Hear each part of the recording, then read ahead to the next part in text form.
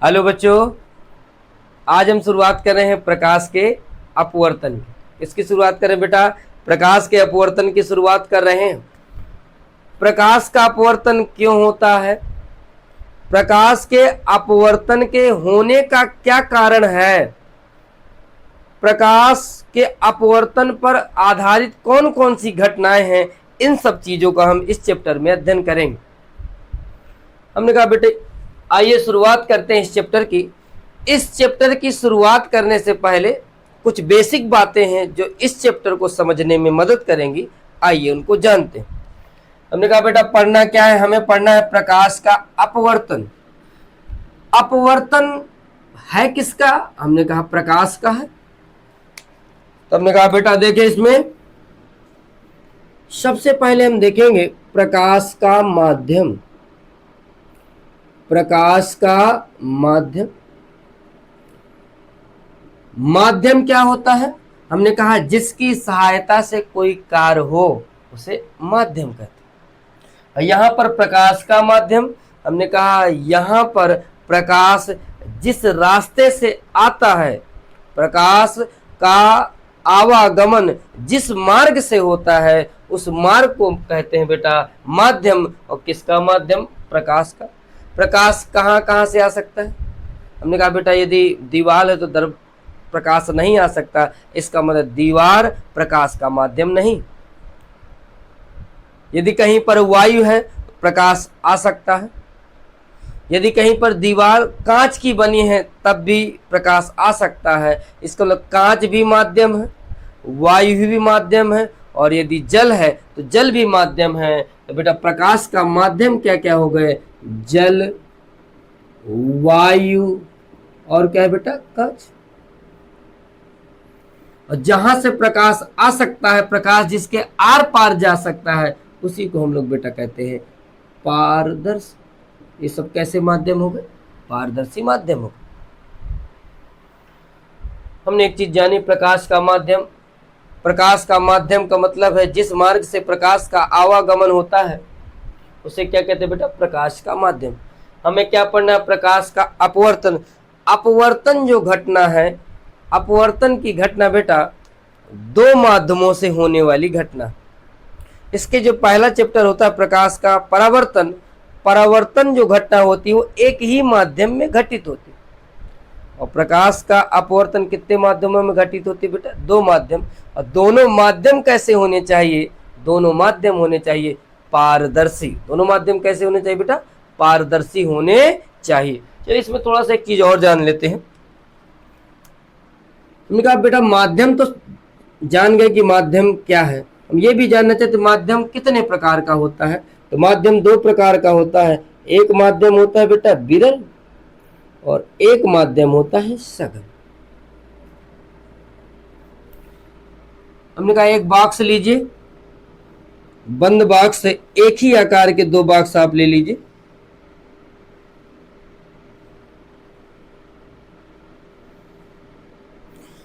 पहले वाले बॉक्स का नाम है बेटा ए, दूसरे वाले बॉक्स का नाम है बी।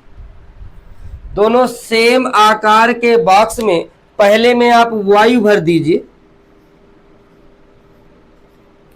दूसरे में हमने बेटा किसका चुनाव किया है, हमने कहा जल भर दीजिए।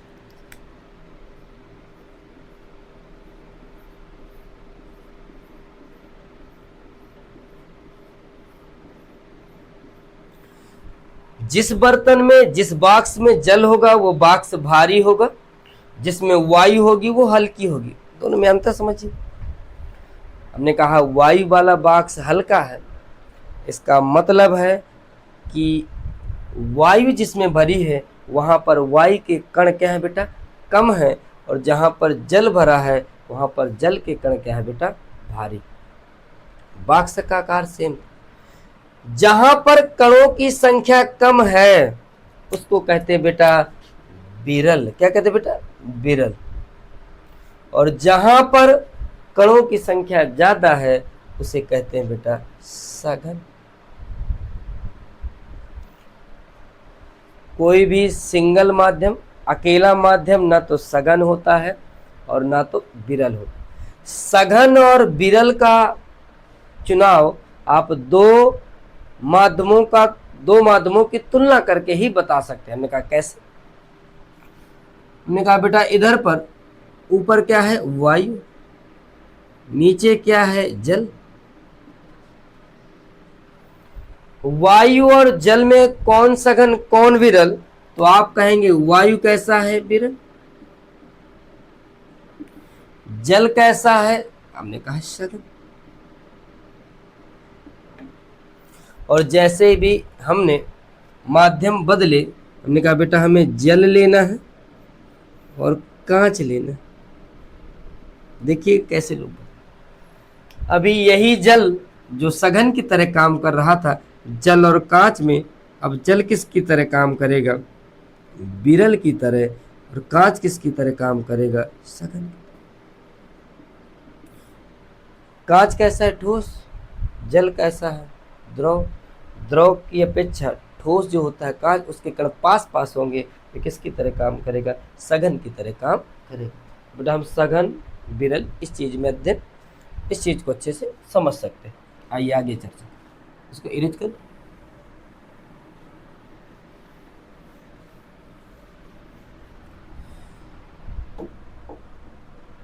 अब हमने एक लाइन खींची, इस लाइन का नाम है बेटा पृष्ठ। पृष्ठ किसे कहते हैं? हमने कहा इस लाइन के ऊपर अलग माध्यम होगा, इस लाइन के नीचे माध्यम अलग होगा।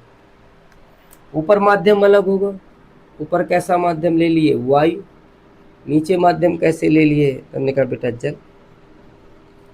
ये लाइन कैसी है? जो दो माध्यमों को अलग कर रही है। आपने कहा सर ये चीज समझ नहीं पा रहे थे। हमने कहा बेटा देखिए एक एग्जाम्पल से मैं समझाता हूं। ये कांच का गिलास, कांच के गिलास में पानी भरा हुआ, कांच के गिलास में पानी भरा हुआ। हमने कहा बेटा देखे तो ये पानी के ऊपर वायु है सभी जगह, और ये वायु के कण कहीं ना कहीं पानी को क्या कर रहे होंगे? टच कर रहे होंगे। तो हमने कहा बेटा जिस जगह वायु पानी को टच करती है, उन कणों को यदि आपस में आप मिलाएं तो हम कह सकते हैं कि ये जो सर्किल बन रहा है, इस सर्किल के नीचे क्या है? जल। इस सर्किल के ऊपर क्या है? वायु। तो हमने कहा बेटा इन्हीं को मिलाते एक रेखा खींचेंगे तो यही हमारे लिए किसका काम करेगा? पृष्ठ का काम करता है। किसका काम करेगा बेटा? पृष्ठ का काम करता है। समझ पा रहे हैं? हमने कहा इसके यहाँ पर ये जो सर्किल बना है, इसके यहाँ पर क्या है बेटा? पानी है। इससे ऊपर क्या है? वायु। तो कोई ना कोई एक ऐसी रेखा खींच सकते हो, ऐसी लाइन होगी जिसके नीचे तुम कह सकते हो कि इसके नीचे क्या है बेटा? इसके नीचे जल है, इसके नीचे, इसके ऊपर क्या है? वायु। उसी रेखा का नाम क्या है बेटा? उसी रेखा को कहते हैं बेटा पृष्ठ कहते हैं।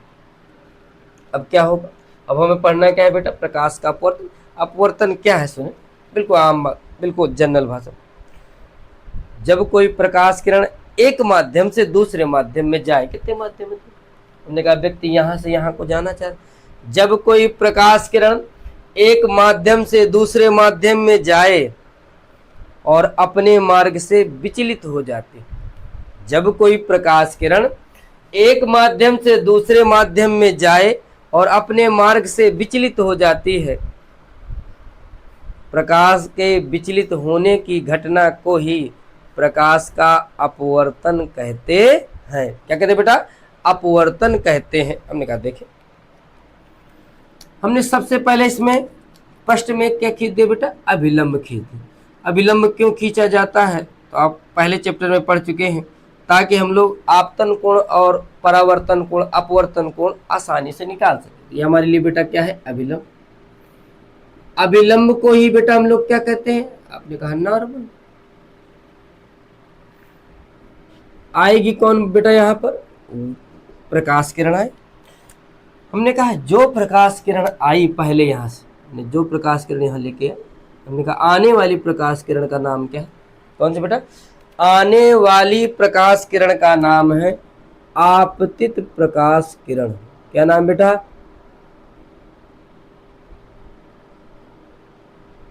आपतित प्रकाश किरण। यदि यह माध्यम जल ना होता तो इस प्रकाश को अपने मार्ग में सीधे जाना चाहिए था, सीधे जाना चाहिए था, लेकिन सीधे नहीं जाई। हमने कहा सीधे नहीं जाएगी तो अपने मार्ग से क्या होगी बेटा, हटेगी। तो हमने कहा बेटा ये कहाँ की ओर हट गई, अंदर की ओर। अंदर की ओर हम कह सकते हैं अभिलंब की ओर, या अभिलंब से दूर हट गई। अपने मार्ग से न जाकर अपने मार्ग को इसने बदला है। इसी घटना को हमने क्या नाम दिया था, प्रकाश का अपवर्तन। आने वाली प्रकाश किरण का नाम क्या है, आपतित प्रकाश। ये प्रकाश किरण अपवर्तित हुई है, यही प्रकाश किरण विचलित है, इसी का नाम क्या है बेटा, अपवर्तित प्रकाश किरण। अपवर्तित प्रकाश किरण। अभिलंब और आपतित प्रकाश किरण के बीच जो एक कोण बनता है उस कोण का नाम है बेटा आपतन प्रकाश। इनका क्या नाम है, आपतन कोण। क्या नाम बेटा, आपतन कोण। और अभिलंब और अपवर्तित प्रकाश किरण के बीच जो कोण बनता है उस कोण का नाम है अपवर्तन कोण। आपतन कोण को I से, अपवर्तन कोण को R से प्रदर्शित करते हैं। हमने कहा बेटा ऐसा क्यों होता है, तो देखिए आने वाली प्रकाश किरण हमने कहा ये आ रही है और आगे टकराएगी। हमने कहा जब कोई व्यक्ति आकर किसी से टकराता है वहां पर घटना होती है एक्सीडेंट। कौन सी घटना होती है बेटा, एक्सीडेंट। हमने कहा यहां पर कौन सी होगी, आने वाली, इंसिडेंट। तो आपतित प्रकाश किरण का नाम क्या है बेटा, इंसिडेंट रेज। क्या नाम हुआ बेटा, इंसिडेंट रेज।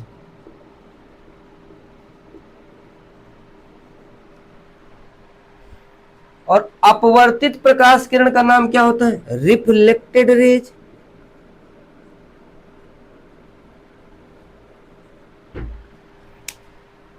अभिलंब और आपतित प्रकाश किरण के बीच जो आपतन कोण बनता है, आपतन कोण को हम लोग कहते हैं इंसिडेंट एंगल। इंसिडेंट एंगल का पहला शब्द आई है, इसी वजह से आपतन कोण को आई से, अपवर्तन कोण को क्या कहते हैं, रिफ्लेक्टेड एंगल।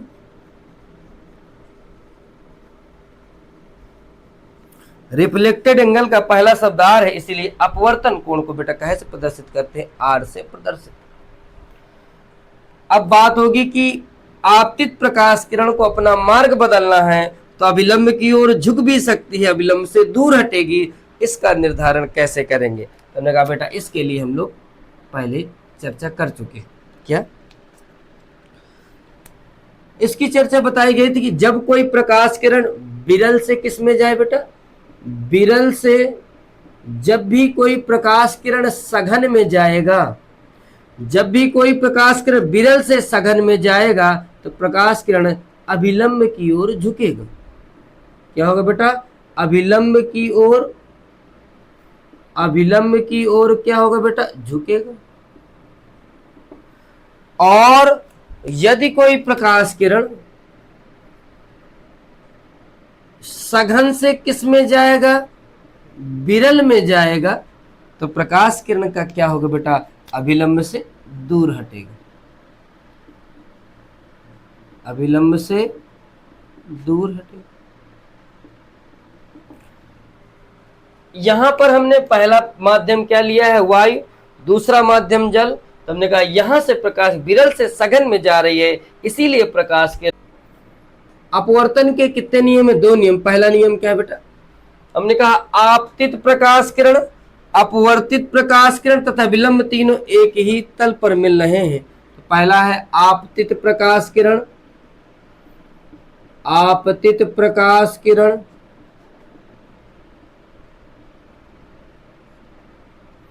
कामा अपवर्तित प्रकाश किरण, अपवर्तित प्रकाश किरण तथा अभिलंब,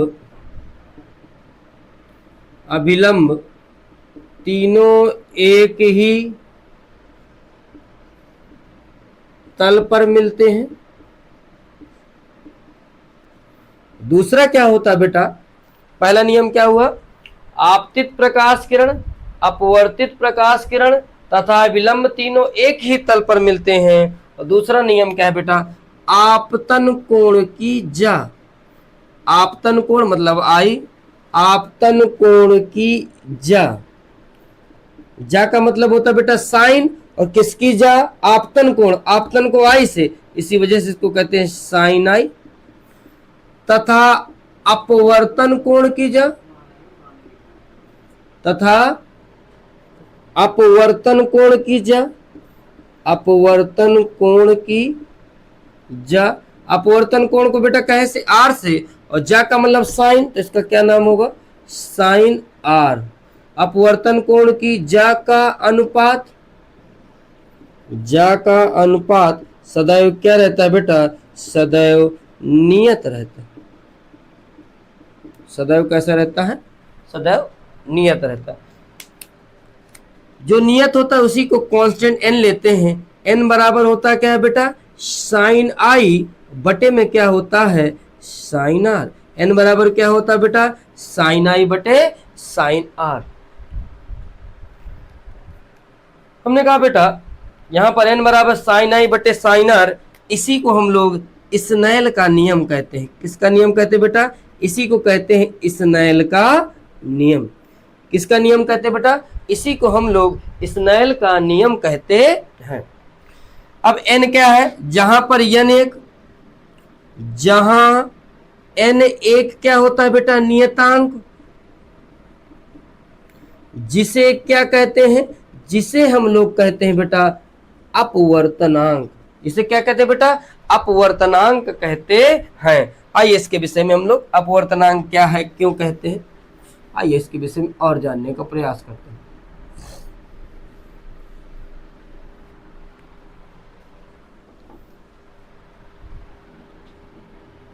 जब भी अपवर्तनांक है, हमने कहा प्रकाश किरण कहां से कहां में जा रही थी, हमने कहा बेटा प्रकाश किरण पहले वायु से हमारे लिए किस में जा रही थी, यहां पर हमने कहा बेटा वायु है, यहां से किस में जा रही थी, जल। हमने वायु को कितना ले लिया, एक, और जल को कितना ले लिया। तो जब भी अपवर्तनांक लिखना हो, अपवर्तनांक को एन से लिखते हैं। प्रकाश किरण जहां से जहां को जा रही हो, पहले किस में गई, हमने कहा पहले तो प्रकाश किरण वायु, वायु से किस में जा रही थी, जल में। जिसमें प्रकाश किरण पहले हो, पहले होकर जाए उसका नाम पहले, हमने कहा पहले एक से, फिर किस में गई है, दो में। हमने कहा प्रकाश किरण एक पहले माध्यम से दूसरे माध्यम में गई है, और हमने कहा कि चिन्ह बराबर। अब आगे कैसे, हमने कहा बेटा सुने, हमने कहा मान लीजिए कहीं भंडारा लगा, और भंडारे में सब लोगों ने लाइन लगाई, किसके लिए बेटा, कि प्रसाद मिलेगा। और जब प्रसाद बटा तो बेटा लाइन में आगे से न मिलके कहां से मिल गए, पीछे से, तो पीछे वाले क्या हो जाएंगे, पहले भग जाएंगे लेके पूरी। तो हमने कहा बेटे, हमने कहा देखो लास्ट में कौन आया है, दो, तो हमने कहा ये क्या होगा, N2, और पहले कौन था, N1। तो हमने कहा जब भी अपवर्तनांक के पदों में लिखना हो तो N2 बटे क्या होता है बेटा, N1 होता है। यदि कोई कहे चाल के पदों में लिख लीजिए, तो चाल में पहली चाल होती, पहले जो है तो पहले माध्यम की चाल बटे किसकी माध्यम होती, दूसरे माध्यम की चाल। और यदि तरंगदैर्ध्य के पदों में लिखना हो तो बेटा λ1 बटे क्या होता है बेटा, λ2 होता। यह मैं इसके विषय में हम अभी आगे और चर्चा करेंगे।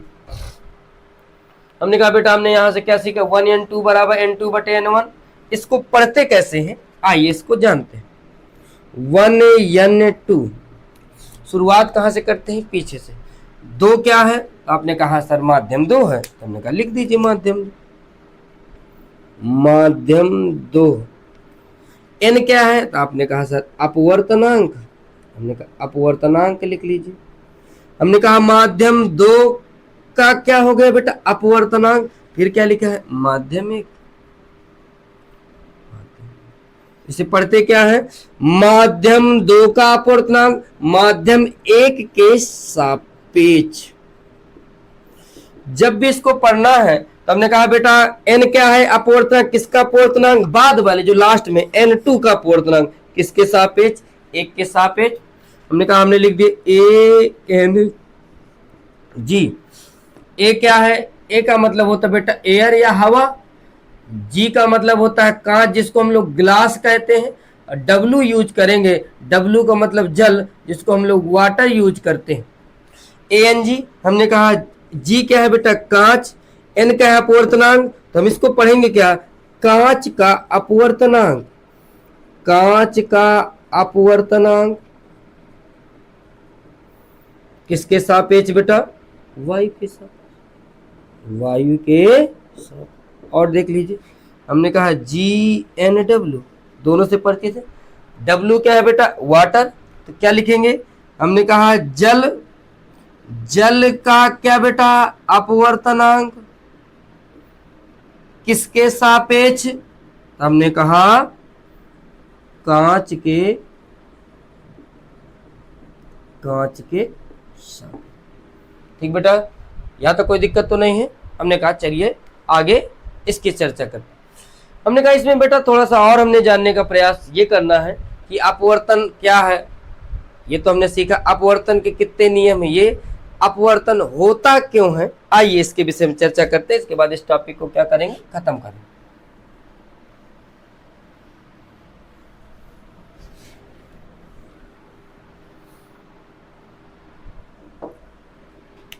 क्या जानना है, अपवर्तन, अपवर्तन क्यों होता है। अपवर्तन होता है ठीक है, अपवर्तन होता क्यों है, अब हमें ये जानना है। हमने कहा बेटा आपको ये जानकारी है कि ये पृष्ठ है, पृष्ठ के ऊपर वायु एक अलग माध्यम थी, और यहां पर क्या है बेटा, जल, जल एक अलग माध्यम। प्रकाश की चाल कितनी होती, प्रकाश की चाल C बराबर 3 × 10⁸ मीटर प्रति सेकंड होती। सबसे ज्यादा प्रकाश की चाल कहाँ मानी जाती है, या तो वायु में, हमने कहा होती किस में बेटा, प्रकाश की चाल सबसे ज्यादा किस में मानी जाती है, निर्वात। और निर्वात के बाद जो मानी जाती है, निर्वात और वायु की लगभग एक जैसी मानी जाती है, तो हम कह सकते हैं प्रकाश की चाल सबसे ज्यादा निर्वात में, निर्वात में नहीं तो बेटा कहाँ मानी जाती है, वायु में। कितनी होती है, 3 × 10⁸। निर्वात में इतनी होती, वायु में थोड़ा सा कम होता है, लेकिन नगण्य होने के कारण थोड़ा सा हल्का सा कमी आती है, 2.99 होता है, तो हम लगभग उसको 3 मान लेते हैं, उतनी ही तुलना हो। जब अलग अलग माध्यमों में हमने प्रकाश की चाल ज्ञात की, तो हमने देखा कि जो माध्यम सघन थे, और कुछ माध्यम क्या होंगे, 2 ही माध्यम, एक माध्यम। हमने कहा बेटा विरल में प्रकाश की चाल क्या मिली हमको, ज्यादा। सघन में प्रकाश की चाल क्या मिली बेटा, कम। अर्थात अलग अलग माध्यमों में प्रकाश की चाल अलग अलग होती है। अलग अलग माध्यमों में प्रकाश की चाल अलग अलग होने के कारण ही प्रकाश अपने मार्ग को परिवर्तित करता है, जिसको हम लोग प्रकाश का अपवर्तन कहते हैं। और देखो इसको हमने कहा बेटा, और इसके पीछे थोड़ा सा डिटेल से चर्चा कर। हमने यहाँ पर क्या खींचा था, हमने कहा बेटा ये हमारे लिए अभिलंब है, अभिलंब बोले। यहाँ पर कौन सी प्रकाश किरण आई थी, आपतित प्रकाश किरण। आपतित प्रकाश किरण कौन सी बेटा, I। अपवर्तन प्रकाश किरण कौन सी बेटा, R। सुनिएगा, हमने कहा I लिख दीजिए और R लिख दीजिए। ऊपर वाले में क्या है बेटा, वायु, नीचे क्या है, जल। या बेसिक चर्चा, हमने क्वेश्चन आपसे पूछा, वायु और जल में से किसमें प्रकाश की चाल ज्यादा होगी। आपने कहा सर वायु में ज्यादा होगी। जहां पर प्रकाश की चाल ज्यादा होगी वहां का कोण भी ज्यादा होगा, और वहां का कोण कौन सा है, I। किससे ज्यादा होगा, हमने कहा दूसरे, तो R से ज्यादा। इसका मतलब वायु आपतन कोण का मान ज्यादा होगा, किससे ज्यादा, अपवर्तन कोण, इसीलिए प्रकाश कण क्या हो रहे थे बेटा, झुक रहे थे। दूसरा देखें बेटा, हमने कहा पहले माध्यम में ले लीजिए कांच, दूसरे माध्यम में क्या ले लीजिए, जल। आपको ये पता है। अब क्या होगा, हमने कहा बेटा कांच सघन है और जल क्या है, विरल है। हमने कहा बेटा जहां पर सघन होगा वहां की चाल कम होती है, जहां पर विरल कौन है, जल। इसका मतलब है अब प्रकाश किरण क्या होगी, अविलंब से दूर हटेगी। क्यों? क्योंकि अब प्रकाश की सघन से किस में जा रही है, विरल में जा रही है। थैंक यू बच्चों।